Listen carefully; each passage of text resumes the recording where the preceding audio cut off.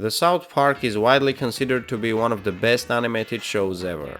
Thanks to the low production cost, it managed to mock and expose modern trends as well as many relevant political and societal issues. The season 20 is particularly good at this, as its episodes largely follow same events and attempt to cover bigger story than usual. The show makes mockery of PC culture. You better watch your microaggressions, bro! 2016 presidential elections. She's not as bad as you think, I promise. And unlike me, she's actually capable of running this country.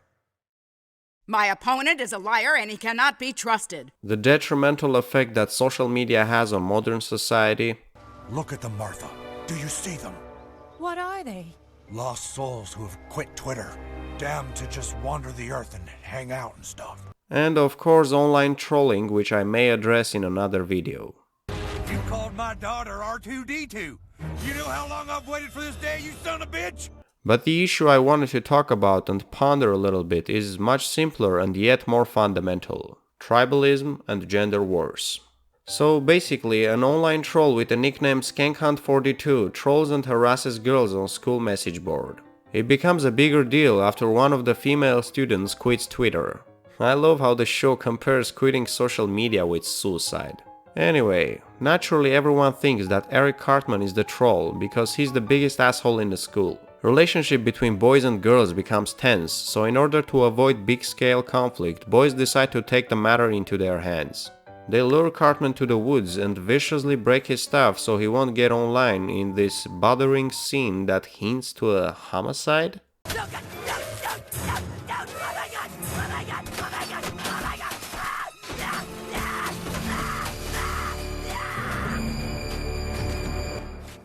Look, I know you guys probably already know that, but don't let your kids watch this show, okay? On the next day, SkankHunt42 continues his online harassment, which obviously means that Eric Cartman was innocent.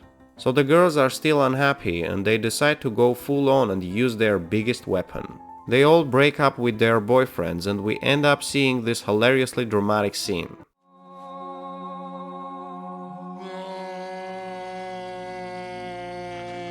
This of course makes boys feel marginalized as they're being unfairly punished, which in turn leads them to protest for their own rights. So, under the leadership of Butters, they take out their winners and do the male version of feminist slutwalk. We are not going to feel ashamed for who we are! We are not going to feel guilt for the way we were born!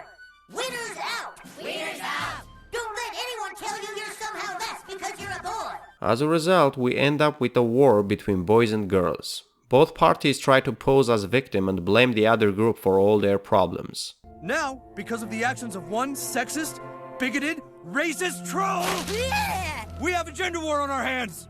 And while it's not the main premise of the season, I wanted to think a little bit. Why is this even happening? Why are people so prone to gather in groups and hate each other? It seems illogical because you don't actually know each and every member of the opposite party, and yet people very often hate others only because of the group they associate with. This is called tribalism. Since the age of cavemen, our ancestors used to gather in groups so they can survive the hardships of the nature. With the development of technology, necessity of groups disappeared, but our desire of being part of something bigger remained. And this is where we end up with the term group identity, which basically indicates our sense of belonging to certain groups, those groups being anything from favorite soccer team to race, religion or gender. Often we take group identity very seriously and derive self-esteem from it. So when two people associate with groups that have conflicting ideologies, those two can end up hating each other without having any personal reasons for it. That's why some people get mad when they see a movie review that trashes their favorite film, because in some sense it's an attack on their group identity, which subconsciously feels like an attack on their identity. When we view people only as a class member, when a person's group identity becomes paramount over his individual values, that's when things can easily get messy.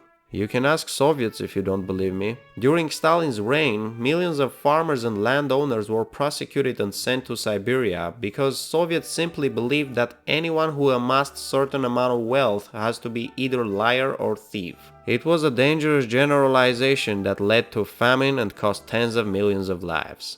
Now, don't get me wrong, I'm not comparing Stalin's horrors to the events of the show, I'm just emphasizing the flawed judgment that underlies in both cases. So dear ladies, just because some boys are a-holes, that does not imply that being a boy necessarily means to be an a-hole. And boys, don't be a bunch of a-holes. Respect my authority! I guess that's it for today. If you enjoyed the video, feel free to hit the like button and subscribe to this channel. I'll see you next time. Screw you guys. I'm going home.